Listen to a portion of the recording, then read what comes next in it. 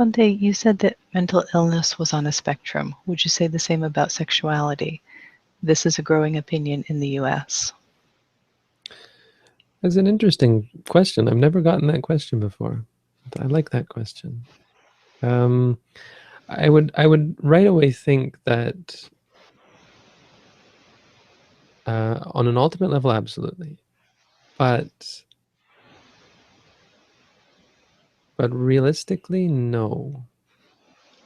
Why? Because the aspect of a man, what is it? The sign of a man is categorically different from the sign of a woman by definition. So for most people, there is an attraction to one or the other. Now, sometimes a man is attracted to the sign of a woman, sometimes a woman is attracted to the sign of a man, but they're not the same thing. It's just like some people are attracted to the sign of, and what I mean by sign is the characteristic, but we use the word sign. It means when you see something, like when you see this, there arises in your mind the sign of a teapot, what we call the sign of a teapot. For most of you. For me, no, a sign of a water bottle. But no, I mean, I jest. But this, you have the sign of the McMaster University Religious Studies thumb drive, which apparently has some interesting things on it. So the sign arises when you see a man or someone. This is why when you see someone who is in a, what do you call, what's the word for someone who is asexual, not asexual, but who doesn't look like either a man or a woman? Sometimes it's hard to tell. You know, sometimes you'll see someone and you'll say, oh, that's a man, and then they'll turn around and it's a woman, or, you know, usually that way, because few men dress up like women in, you know, stereotypically women's clothing. But from behind, you'll often see someone who looks like a man and turns around and there's a woman. So the sign changes in your mind. But we have that attraction. Now, there are other kinds of attraction. You could argue that someone could simply be attracted to the human body. So there are aspects of the human body that have signs, like these kind of characteristics, that are neither male or female.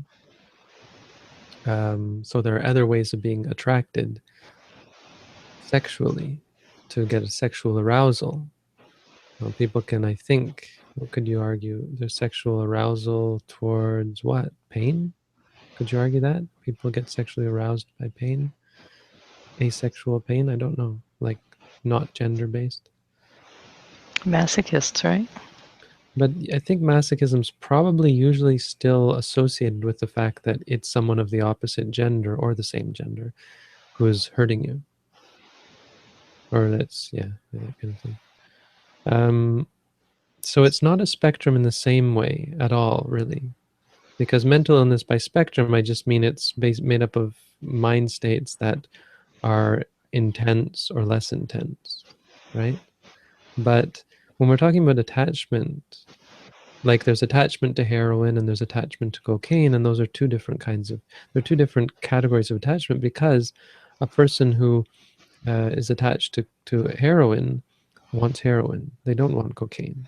Now they might be able to switch to take cocaine. That's not a very good example, but you get the idea basically.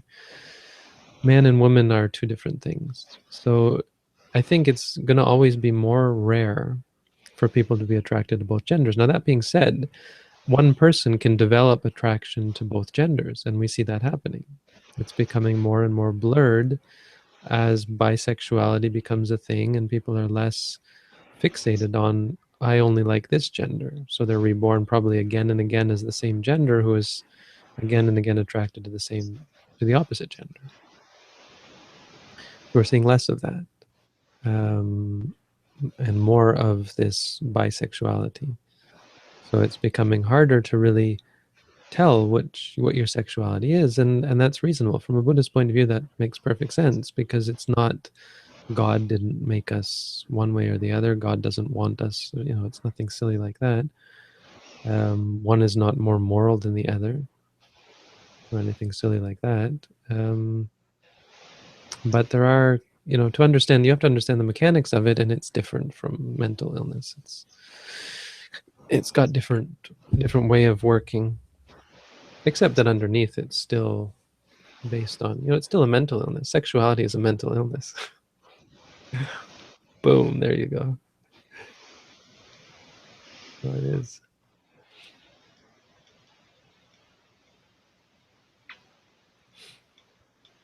There's a quote for you.